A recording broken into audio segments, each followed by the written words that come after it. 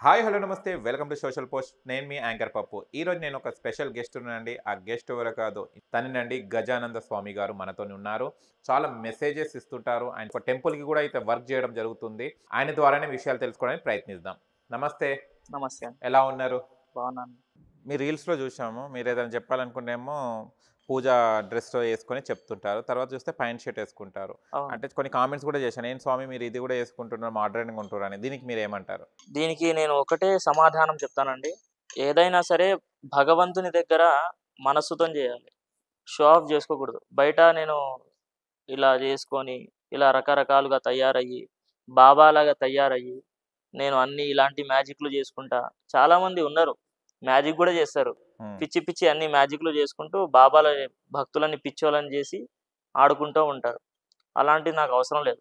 ఎందుకనంటే నా మనస్సేంటో నాకు తెలుసు. భగవంతునికి తెలుసు.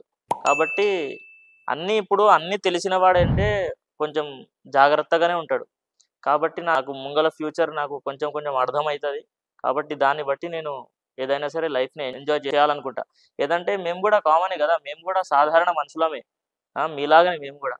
ఏమంటే నాకు వేదం నేర్చుకున్న, తర్వాత ఆస్ట్రాలజీ నేర్చుకున్న, తర్వాత ఇలా మనకు వచ్చింది. కాకపోతే నేను కూడా అవన్నీ ఏం నేర్చుకోకపోతే నేను కూడా మీలాగానే ఒక సాధారణంగా ప్యాంట్ షర్ట్ ఏసుకొని తిరిగేవాడిని. కాబట్టి అవన్నీ అలవాటు పోవు గదా! దీంట్లోకొచ్చినంత మాత్రాన అవన్నీ అలవాటు పోమంటే పోవు గదా! అండ్ అలవాట్లంటే ప్యాంట్ షర్టే ఏసుకుంటున్నాం గదా! తప్పేం జేస్తున్నాం? అవును. తప్పేమీ లేదు దాంట్లో. ఏసుకోవచ్చు, తిరగవచ్చు. ఒక లిమిట్‌లో మన పూజారి ఉన్నాం గాబట్టి మనము దాని లిమిట్‌లో ఉండాలి. ఓకే. అట్లా. అండ్ చాలా వరకు లేస్తే మనకు చూస్తే మనకు సూర్య నమస్కారాలు చేస్తుంటారు. సూర్య నమస్కారాలు ఎప్పుడు చేయాలి? చేస్తే దాని ఫలితం ఏముంటుంది మనకు? సూర్య నమస్కారము అని అంటే మనకు ప్రత్యక్ష దైవం సూర్యుడు. డైలీ పొద్దున్నే అంటే సూర్యోదయం కంటే కూడా ముందే లేవాలి. ఎందుకు అని అంటే సూర్యునికి మనము ఆహ్వానించాలి. కానీ సూర్యుడే మనల్ని ఆహ్వానిస్తే ఎట్లా అండి? భగవంతుని మనం ఆహ్వానించి సూర్య నమస్కారము జేసుకోవాలి. అప్పుడు అతను సంతోషించి పితృదోషం ఉండదు. సూర్య నమస్కారం చేసుకుంటే పితృదేశాలు తొలగిపోతాయి.